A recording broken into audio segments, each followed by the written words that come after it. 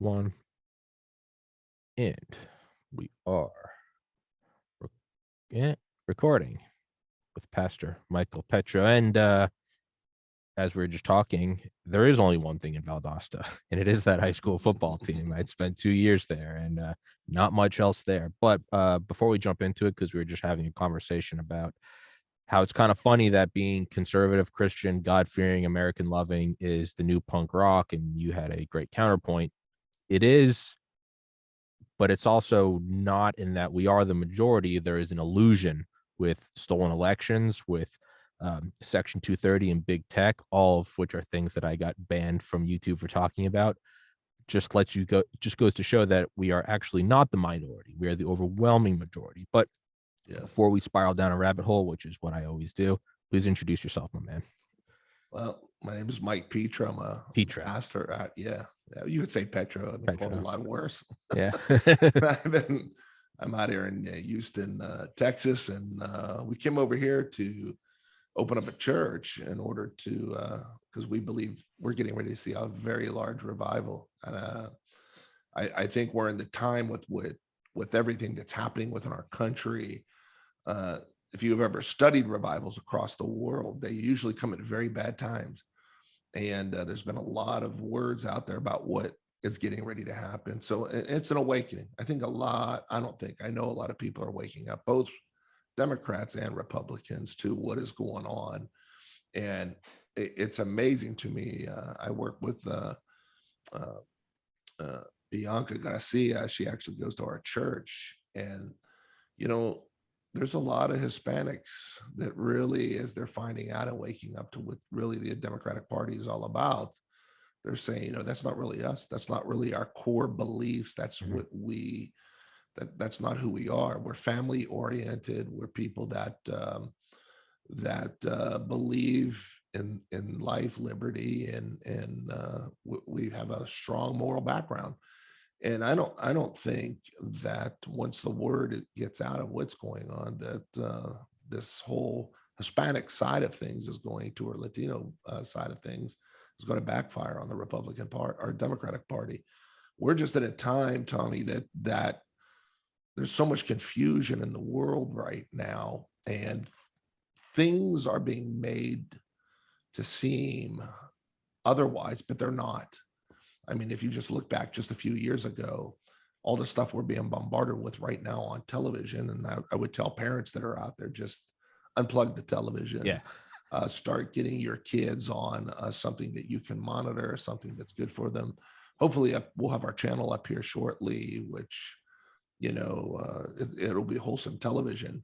We're looking at stuff that it doesn't even look normal anymore. I watch kids cartoons. I don't watch them all. I'll watch here a little, but you wonder why kids are having nightmares when you see what's being pushed at them. We're turning into a fear culture, and the reason that's happening is because people can motivate people by fear, and we need to get back to just the basics and get away from all the stupidity that's out there. And there's agendas out there that we need to wake up to, brother. And that's what we're doing right now. It's there is always moments in history where you're not convinced something's happening. You start to be convinced something's happening, but you almost don't want to address it because it implies that it's real. And, it's like if I was just telling you, like when I had to move home to my parents' house, it's a cliche. The first step is admitting you have a problem, but you never want to have to actually start to address, like, hey, maybe I am drinking too much, because implies that there's now a long fight and I gotta do this thing. But I mean, 78 years ago today, I mean, how many men stormed the beaches of Normandy? My mom's uncle Rich, who survived, he was 18, he was on Omaha Beach 78 years ago today. I mean, it starts with the Lend-Lease program, giving some ships to Britain. We'll provide a little bit of intelligence. We're not going to get into the war. Pearl Harbor happens, and then you scroll forward to 1944, and it's like it's a two-front war. It is what it is, and it's that moment where you go, oh. It's like when you're in downtown Athens at UGA, and you're drunk. It's 2 a.m. The bars are closed. It's 2:15. It's 2:30. You realize there are no more cabs. It dawns on you that you're walking home. And you can sit there and pout. You can go, I don't want to walk home. It's a 30-minute walk. It's raining. Or you just go, hey, let's just start walking. We're gonna get soaked. We can go back. We'll order some pizza and have some beers at the house. And you just go about it. And it sucks. And then you get it over with. So right now there is that, I started this podcast to have fun. And then when I first got my first suspension on YouTube a little over a year ago for talking about the 2020 election, you go, oh Wake up call. man, you go, oh man, do I have to start fighting YouTube, Google, like $1 trillion, and then you get banned for talking about the vaccines, and you go, I just wanted to start this podcast to have fun, and then you go, all right, I'll interview Dr. McCullough, and YouTube's like, if you interview him again, you're gonna get banned, and you're like, I didn't sign up for this, I just wanted to laugh, but you know what? We're going to war, and now it's a year later, and I've been banned from YouTube, and I'm friends with Dr. Malone and Dr. McCullough. I got to meet Alex Jones, and now I'm meeting you. But there is that, it dawns on you where you go, all right, you got to roll up, you got to start walking home. The cabs aren't coming. It's raining. I know it sucks. We'll grab a road beer and just start walking. And that's kind of where I feel we're at right now. Well, I mean, you're absolutely right. If you take a look at what happened with Elon Musk and Twitter, that should have been the wake up call for everybody. Oh yeah. Especially when Project Veritas came out and did the videos with those corporate heads from Twitter saying we are a communist organization and socialist, and and we don't like this, and we're going to go in our little corner and cry, and because Elon Musk is going to come in with his big agenda and change things. Let me tell you something. When you get into real communism and you get into real socialism, they don't give you a corner to cry in. They whip you into shape. And these people have these kids have a big wake up call if this country would ever go in that direction, because these people will not be tolerated in those type of societies. No. When you look at North Korea, the way they treat their people, it's not a game. I was reading an article, or actually watching a lady that escaped North Korea, and she was talking about how that one of the things that amazed her when she came to the United States was garbage cans in the kitchen, and she was like, "What's these for?" And the people that were looking after her said, "Well, it's to throw away our stuff we don't use." She goes, "Well, you got to have this in North Korea," and she says, "No, we don't throw away nothing. We keep everything because there's nothing there. We don't have nothing." We're living at a time where these people are setting rules, and who's to say that later on they're not going to turn against the LGBT? They're not going to turn against BLM. They're not going to turn against the Antifa. They're just a tool, those people are right now. And like everything else with these people, everything is throwaway. Eventually, if they don't need you, they throw you away. You did your job. You did your purpose. Just like the Black voters, just like the Hispanic voters, you're throwaway now, because we're bringing people in from other countries, and we're not going to wait on you to side with us. We'll just get rid of you and bring in new people. When are people going to wake up to what this party is doing? When are they going to wake up to the vileness that they're perpetrating? In our church yesterday, we had a 5-hour service yesterday, right? Talking about some part of that service, we were talking about, we have police officers in our ministry, Navy SEALs that are there.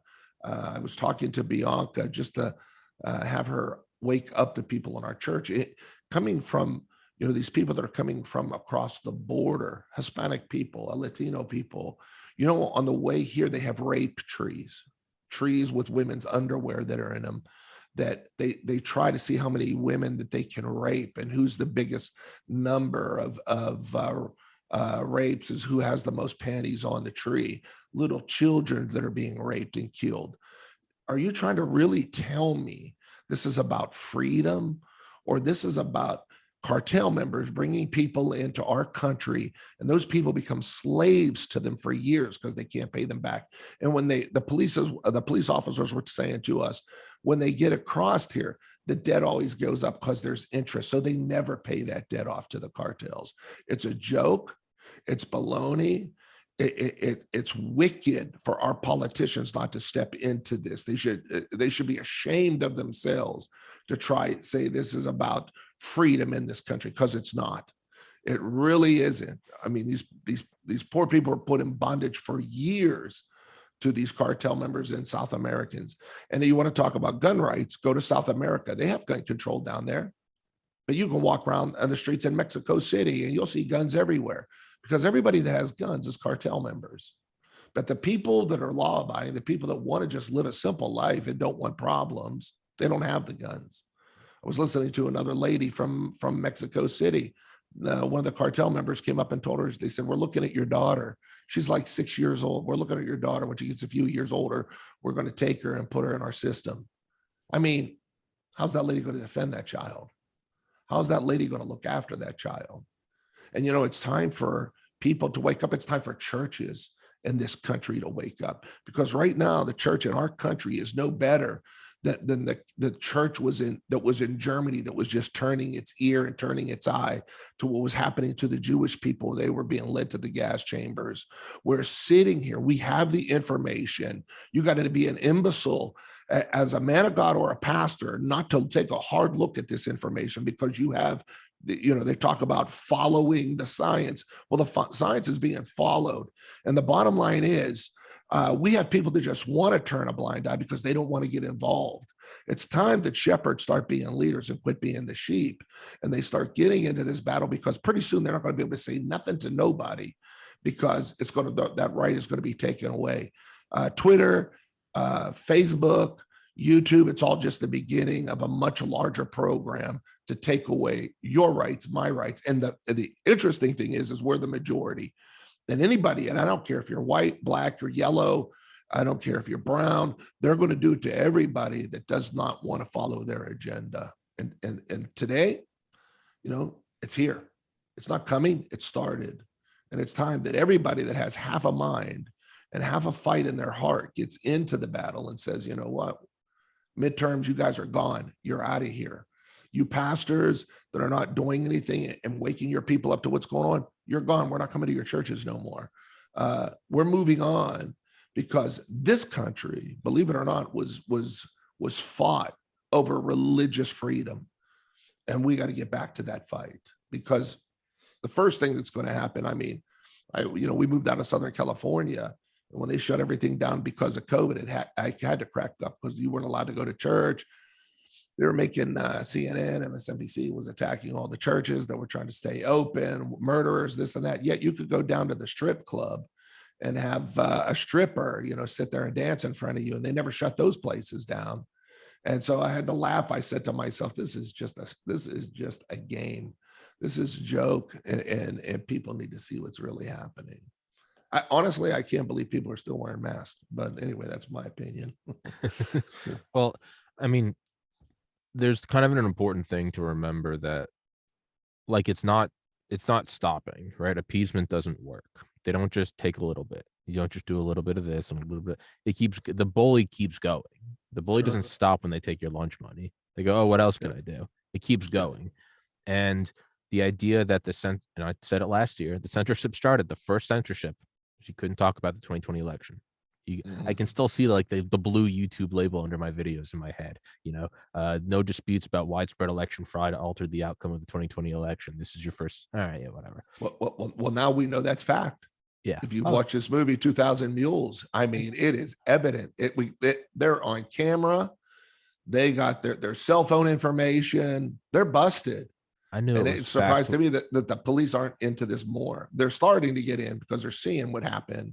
And now they know how to go after these people. I knew it was fact when I watched it with my eyes. An election stop in the middle of the night and go, hey, yeah. I get it. Your candidate can lose, and it sucks. It sucks when you see your guy. I was born in New England. I don't really follow sports, but I like the Patriots. I remember watching in 2007 when an undefeated Tom Brady got his ass kicked by the Giants. I never questioned the integrity of the game. I saw him lose. It sucks. I'm a Red Sox fan. You know, luckily by 14, I got to see him win the World Series. But the year prior, I saw him get stomped by the Yankees. It sucks, but I'm not blind to the fact that sometimes you can just lose the game. I get that. Sure. It's different when you see it pause in the middle of the night, resume once all the Republican poll watchers are kicked out, and then 99% of all subsequent votes go to one guy. It doesn't. If that went towards Trump, I'd be sitting here saying that was a Trump coup. Yeah. It'd be saying the same thing. But the point is, you start with 2020 election. Well, then you can't talk about COVID. And it keeps going. Yeah. It keeps moving until you can't say this. You can't make fun of transsexuals, which I have nothing against, but you can make fun of white straight people. It keeps going and going and going. The misinformation labels don't stop. The enclosure of what you can and can't say, it doesn't slow down. And I sympathize with people. I get it. No one wants to stand up and realize that we have to fight. It's so much easier to just wake up, go to the gym, do your job, watch Netflix. I get it. Who doesn't want to do that? But it will not stop. The discomfort will not stop. And what you're seeing right Yeah. now is the beginning.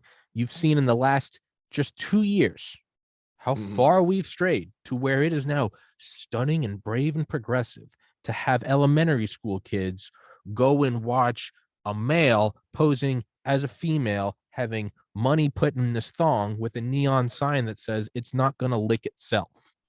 Mm.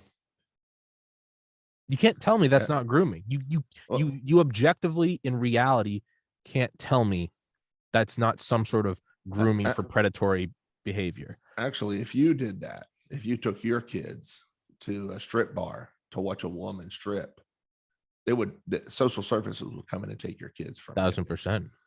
So it doesn't, I don't understand how that what's going on with this stuff isn't being picked up and dealt with from the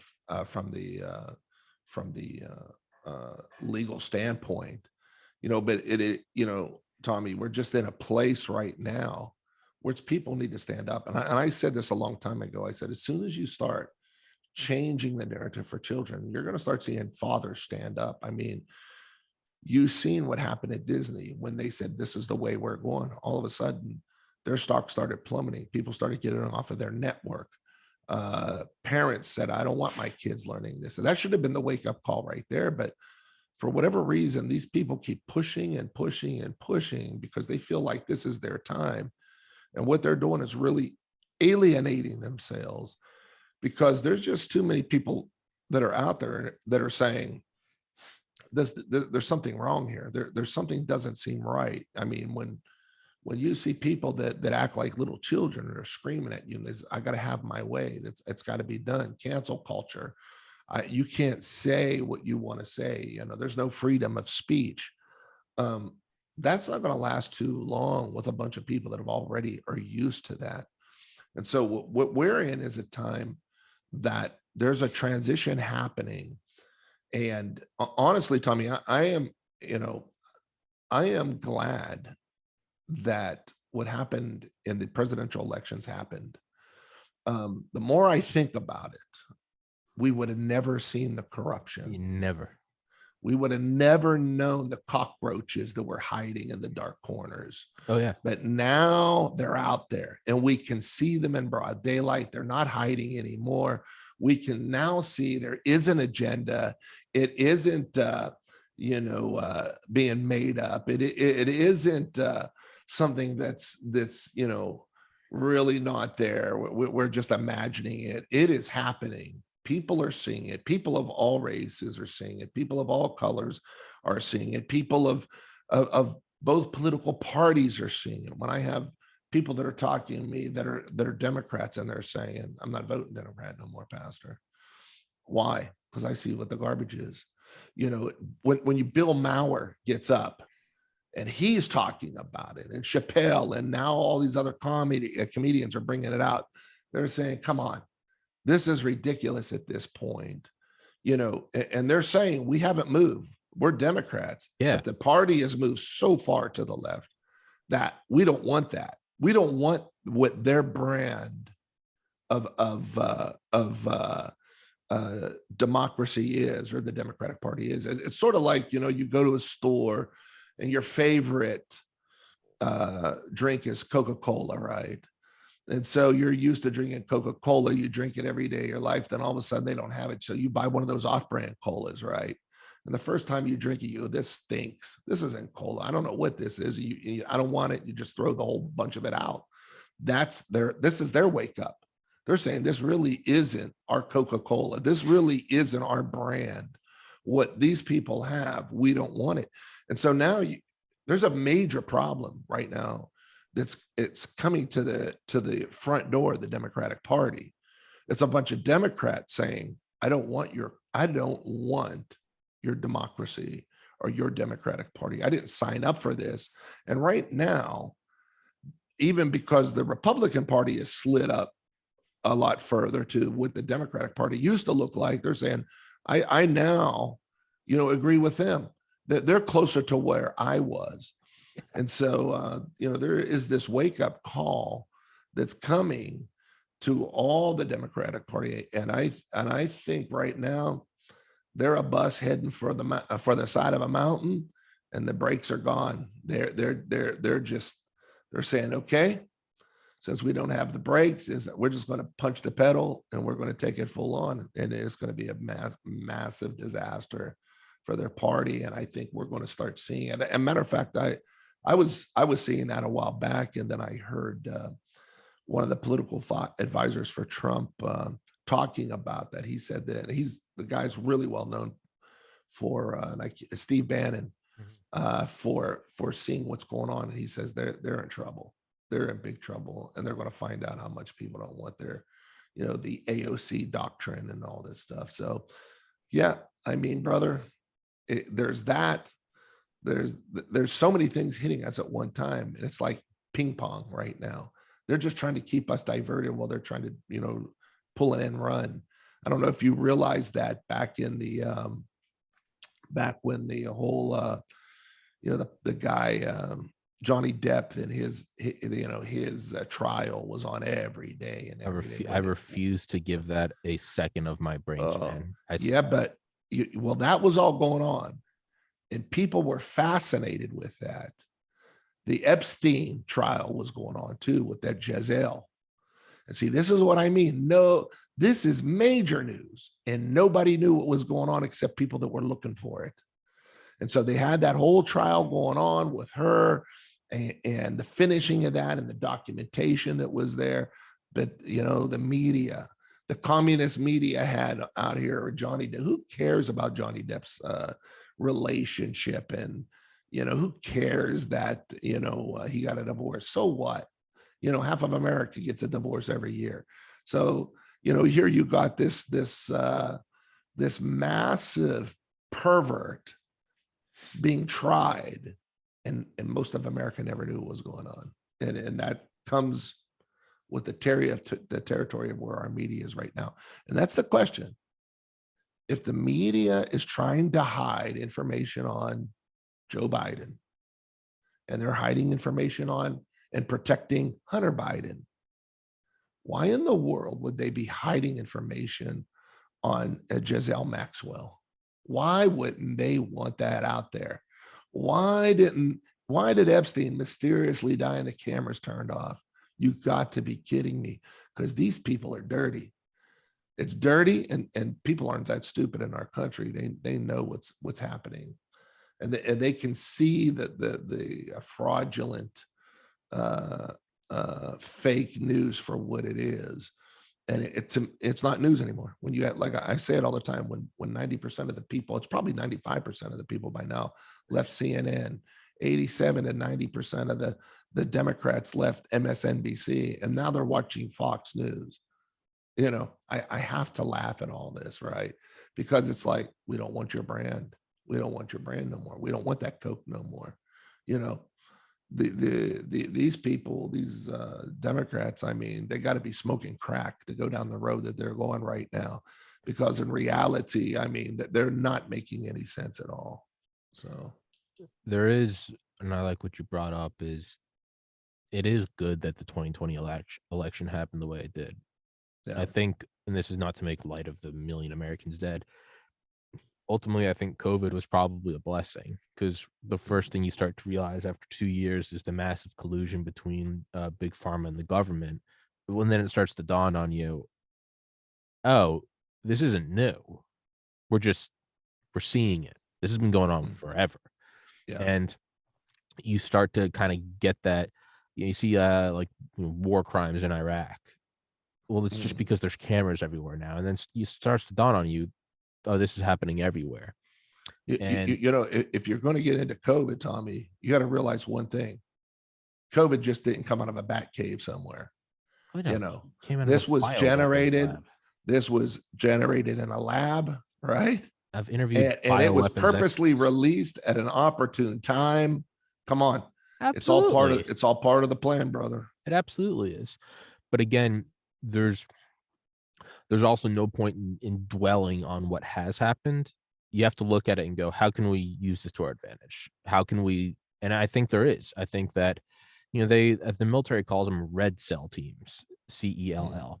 And it's when you take your best guys, like, for instance, the White House, the Secret Service will often use Delta Force, and they'll say, try to like break into the White House, try to break into the airspace. It's all classified, obviously.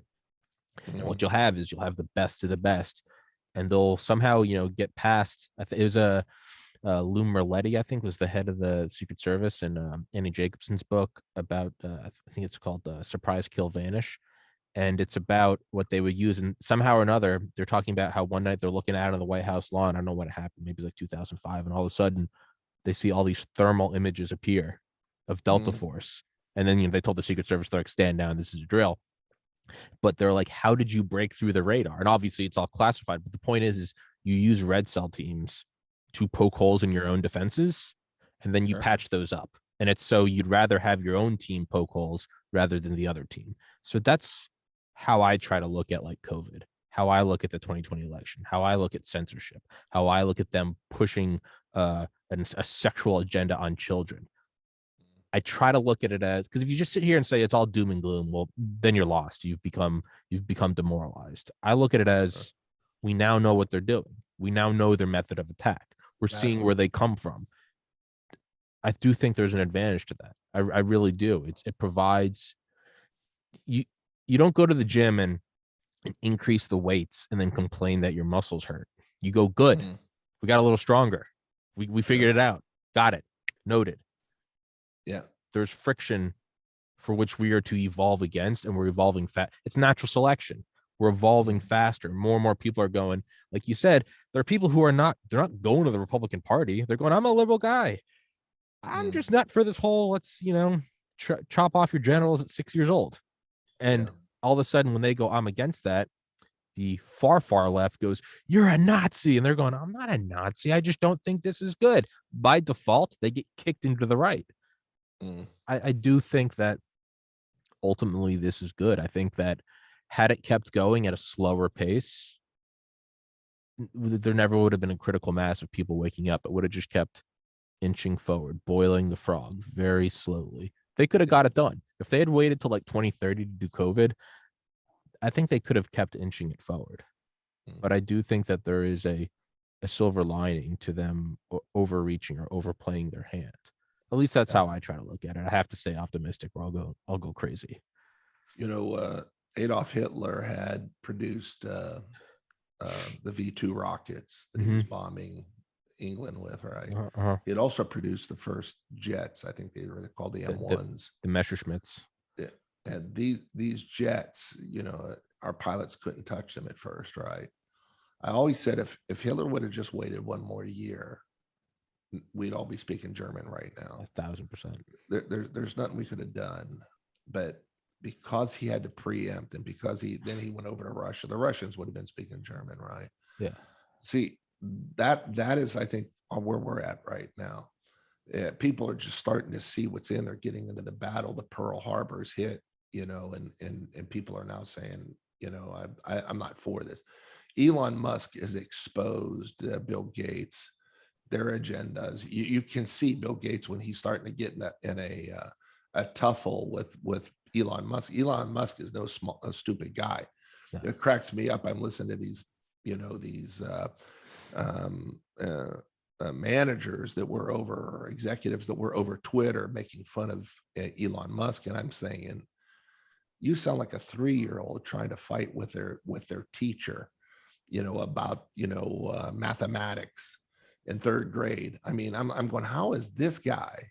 How is he part of the running of Twitter? Because he sounds like an imbecile, right? they're making fun of, but that's what they do. They're making fun of Elon Musk. They're making fun of everybody out there that is, or trying to cancel that person. They're acting like a bunch of immature kids. Well, maybe in a perfect world you can get away with that, but when you're in a competitive economic race, that type of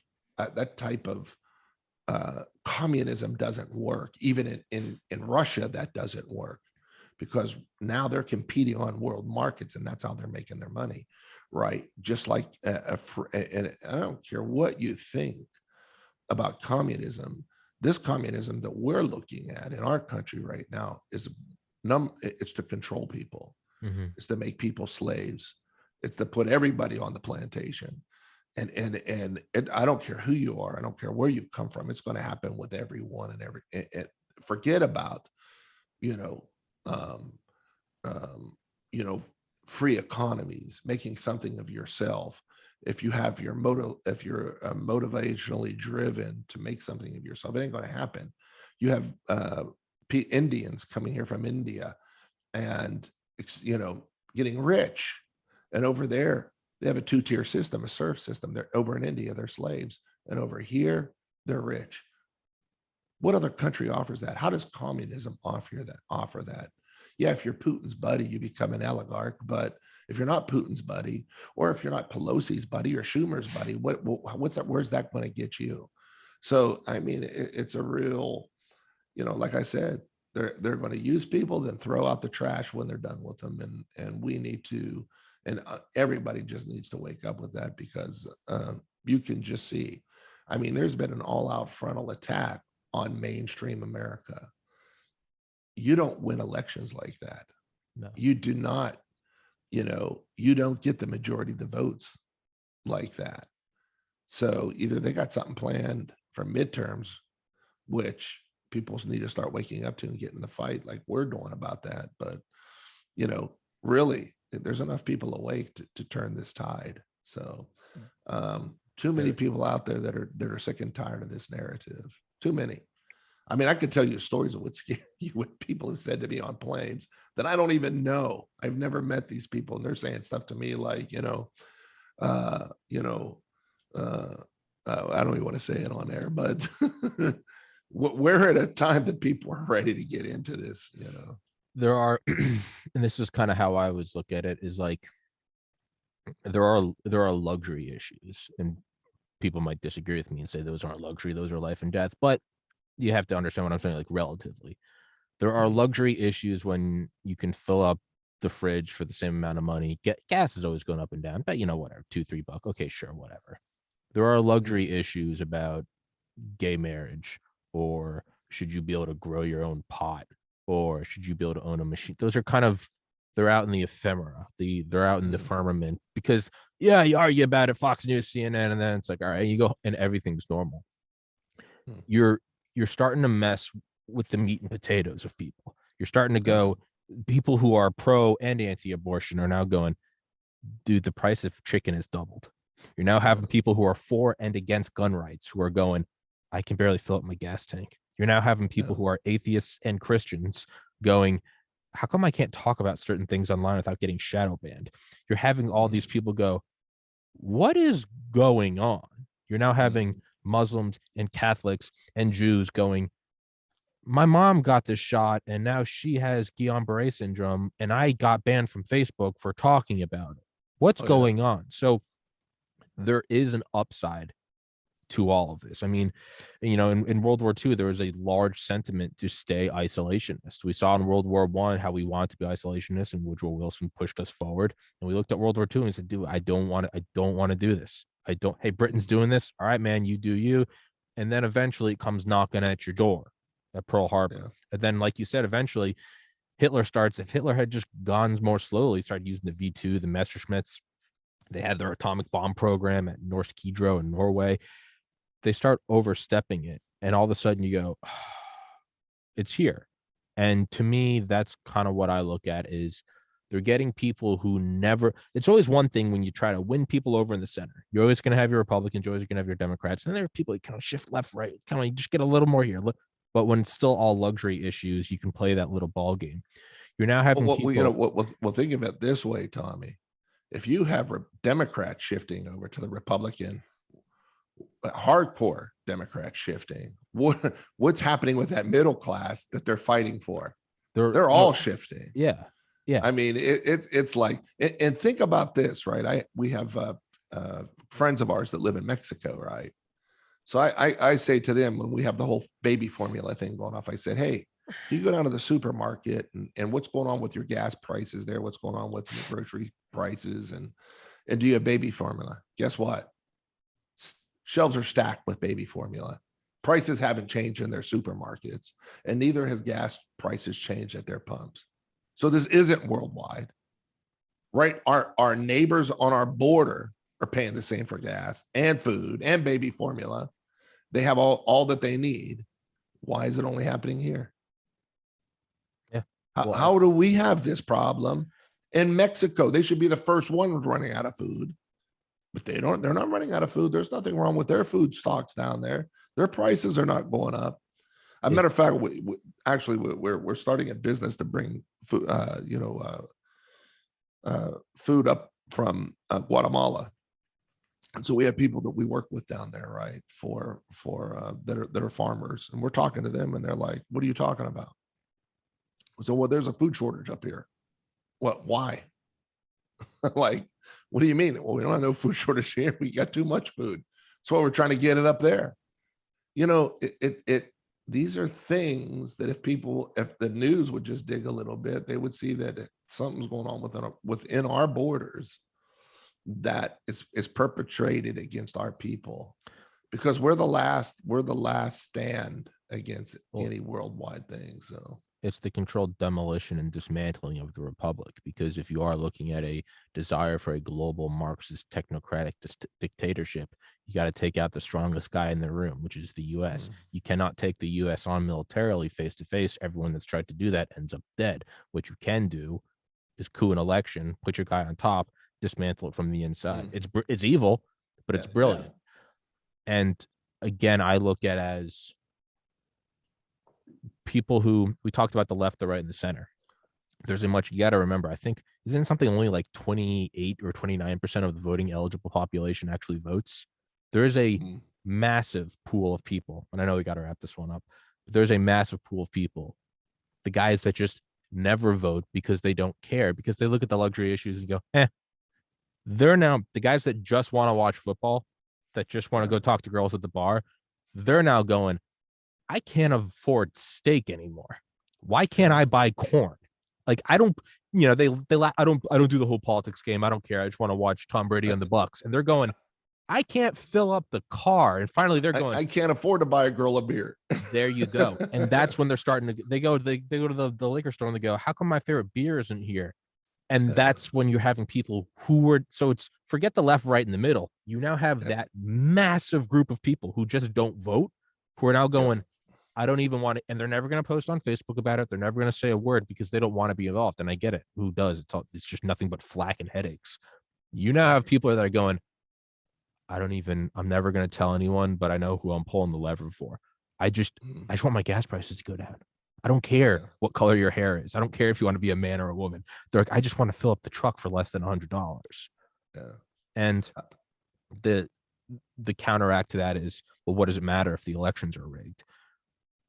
The rigging will only become more apparent. And I don't have any idealistic ideas about this. I think they're going to try to rig it again, but the rigging is now going to become more and more apparent. And as someone said right after the 2020 election, from, I think, like a former Soviet bloc nation, they said the upside to a stolen election is an election is only ever stolen when they are at their weakest point, because why else would you need to steal it? Yeah, I never thought about that. That's good. It's, you got to find the out. Doesn't mean the fight's not going to be hard and uphill, but you don't do that unless you don't start pulling out the trick plays and throwing Hail Marys unless you guys know your team is screwed, right? Sure. You don't start taking ridiculous 3-point shots unless, like, you guys know that you're not driving to the hoop. That's kind of how I look at it. So I think there is, and lastly, because I know you got to go, I don't think that any of this is by accident, and not in terms of like the Great Reset. I mean, I don't think that this is happening in our lifetimes Mm. by accident. I don't think we're going, why did all this happen? All right, I guess we got to get involved. I think you die and you go to heaven or whatever God you believe in. And he goes, yeah, of course that was supposed to happen. That's what the whole purpose of this life was to see how you act in the face of overwhelming odds and evil. It wasn't an Yeah. accident. It wasn't an accident that you were born in 1990 and watched Klaus Schwab try to take over the world. What do you think Mm. this was? A cakewalk? No, that's what heaven's for. You're there to fight. You don't go to the gym and go, oh, that was really, the weights are really heavy today. No, dumbass. The weights are heavy so you can work out and get stronger. Mm. Sorry. But That's all right. You know, the early church, when I talk about the early church, I'm talking about the first 100, 200 years of the church, right? They believed, and all the early church fathers believed that the time from the time of creation, from the time of Adam till the coming of the kingdom of God into the earth was 6,000 years. mhm. So if you know Bible chronology, from Adam till Jesus was 4,000 years, from Jesus till now is 2,000 years. So we're at 6,000 years, or the time they picked. Yeah. Now Or now when you look at the word, now if I say to you, what does the word apocalypse mean to you? What do you think it means? end of the world. And that's what almost every Christian thinks that, and people that are even not Christians think that, but it doesn't mean that. It literally means to remove or destroy the veil. And it's talking about the veil going into the glory of God. Yes. So it's a time where the glory will be seen in the earth.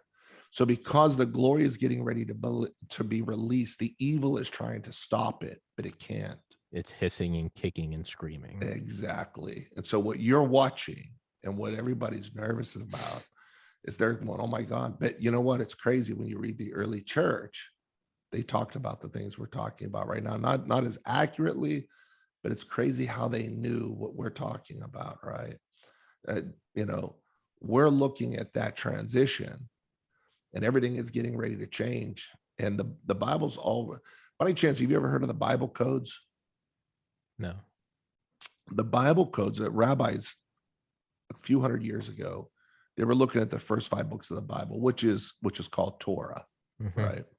And they realized from the first letter, and they call it equidistant lettering sequences. The CIA uses it different. They use it to hide messages. So say Torah's it has to do with the writing of the 10 Commandments. So in the first 5 books, the Torah was written, the word Torah, at a 10-letter sequence, meaning the T was the first letter. You skip 10 letters, it's the O. You skip 10 letters, it's the R. You skip 10 letters, boom, boom, boom, and it all falls into place, right? So they started, even Einstein believed that the Bible had all information in it, right? So, but they couldn't do nothing because the Bible, the Old Testament, was so big. But when the computers came out, they wrote a software that it could go through it real fast. So say they're looking for your name, Tommy. The computer will run, look for a T, then it'll skip over to look for the O. If the O is 100 spaces from the T, it'll automatically jump another 100 to look for the M. And if it sees it, it keeps looking for the other M, or it rejects it and looks for the T again. A lot of people don't know this, that every major historical event that has ever happened has been written in that skip sequence. Give you, for instance, when John Kennedy was killed, it gives his name, John Kennedy. Across his name is the name Sirhan. It also says the bookstore, and it gives the name Dallas, Texas. And I think it even gives the date. It also talks about us landing on the moon. The rabbis were looking in 2016 at the election, and they typed in Hillary Clinton, and her name wasn't in the Bible, but it said Donald Trump, president. Now, this last election, the Bible said 2 presidents. It listed Donald Trump as a president, and it also listed Biden as a president, but the word across his name was false. So, number one, I know whoever wrote the Bible put that in there, waiting for us, you and I get to a time and place in this earth that we would be able to read those or find those. They knew we would develop a computer. They knew we would get to a point to understand what they were writing. And so for every listener that you have out there, all this is no mistake. So if the Bible tells us that, it's also going to let us know the outcome. Do you think the minds were actually right that when they say the end of the world is 2012 and we all it came and passed, we went, oh no, end of the world? Yeah. I think a lot of us are looking Well- back and going, oh, maybe that was the start of the end of the world. It does kind of seem like the dominoes started falling. Well, actually, the guy that made that, it's interesting you brought that up, because the guy that was coming up with that, and the Mayans, they called it the step calendar. Mm-hmm. It said that basically what that calendar was saying, that in 2012, what would start is the coming of this new era, this new kingdom would come into the earth, right? But the guy that said, the guy that was talking about it the most, the professor, he was saying that it was the apocalypse was coming. The apocalypse was coming. And then one day he looked at the word apocalypse and he realized it's the word it's what I just told you. It just means to remove the veil. I mean, it just means to see the glory of God again, right?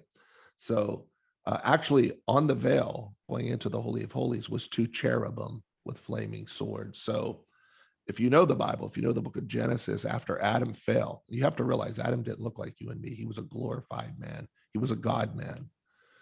It said that God put two cherubim to mark the way back into the Garden of Eden, to stop anybody from getting in until it was time again. So on the veil was a picture of those two cherubim with flaming swords. So to the Jews and to the early church, to the Christians, they knew to go back into the Holy of Holies or go through the veil was to go back into the Garden of Eden. You know, when they said it would happen, 6,000 years. You look at the Jewish calendar, it's 5780. That's what they're counting. It's 5,780, but they're saying their calendar's off by 220 years. So now they're saying it's 6,000 years. So isn't it interesting how this is all panning out right now? I don't think there's a person alive today that doesn't think something's going on. Oh yeah, I get asked that by all the atheists. Ask me, do you think it's the end of the world? I said, no, we're getting ready to see a new world, a better one. I mean, I was like hardcore Catholic from when I was born to when I was about 16. Then I was like an atheist for like 10 years. Then I was agnostic for a couple of years. And then in 2020, I got to interview Charlie Duke, the youngest man to walk on the moon. And he said that when he came back from walking on the moon, everything was miserable because there's nothing else to do. He said he started drinking a lot and was a terrible father. And I told him, which is just like the height of ego, I was like, I'm scared that what if my podcast becomes really successful? And then I realized that that's not where the answer is. And he told me, he said, like, you know, Tommy, as like a fellow kind of like scientist guy, because I'm a biology major, he was like, why don't you just run an experiment? He's like, just try praying once. Ask God to come into your heart. He goes, and if it doesn't work, it doesn't work. And he goes, and I'll never bug you about it again. And I was like, all right. And I tried, and I don't know what to tell people. And I've brought this up, and I'm not trying to proselytize. If it's not for you, it's not for you. I started praying, and my life has been unmistakably better since then. And Amen. I am a science guy. I love biology. I published research in aquatic toxicology. I scored in the top 4 percentile in the MCAT. I am a science-driven guy. Mm-hmm. I don't know what to say to people other than when I started praying, my life got better. I don't know what to say. I'm not trying to push it on anybody. If it's not for you, it's not for you. But man, I don't think there's a person alive that's looking around going, does this not kind of feel like we're in like Revelations or something? But yeah, I got, you know, when we interviewed a guy, we did a documentary on, I prayed for a guy from Afghanistan who was paralyzed for 20 years. He got up and walked for the first time, but that happened in another fellow's house. And this fellow's spinal column has been severed over, it's close to 2 inches. It's either 1.25 inches or 2.25 inches for over I think it's 20 some years. And he walks like you and me. He has feeling in his legs.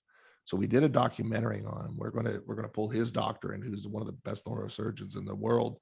He's out of Las Vegas, or out of San Diego. But I'd love for you to see that document when we get it done. Oh, I'd love it. I'd love be it. part of that. What do you think? I absolutely love that, man. Yeah. Okay. You're in. You're in. That was the goal of the whole podcast. You guys just saw a masterclass of manipulation and hours weaving my way in. I know I can keep talking. I know I gotta let you go. I know you got another thing coming up. Yeah. I would love to have you back on, man. That was a cool conversation. You're a cool guy. Definitely. We got to get you on our show too. Oh, absolutely. Absolutely. For I would be personally insulted if I was not brought on. And I will take that. I will remind you and guilt trip you. So, hey, you're going to be out at the Reawakening in Virginia Beach next month? I don't know. I know next month's my little brother's wedding, so probably not. Well, we'll talk. Well, there's next month's, it's 30 days. A wedding is only a couple days, right? So you're going to have some time in there, right? You're not wrong. You're not wrong. All right. Well, I will send you this episode when it's up. I will have Miss Salisbury send me all the information that you want in the description, websites, and all that good stuff. And I would love to have you back on, man. I thoroughly enjoyed that. That was a cool conversation. We're going to get together. Bless you, brother. All right. It's good to talk to you. You as well. God bless. Blessed. God bless America, everybody. Stay safe out there. Love each other. It's all going to work out just fine. Godspeed.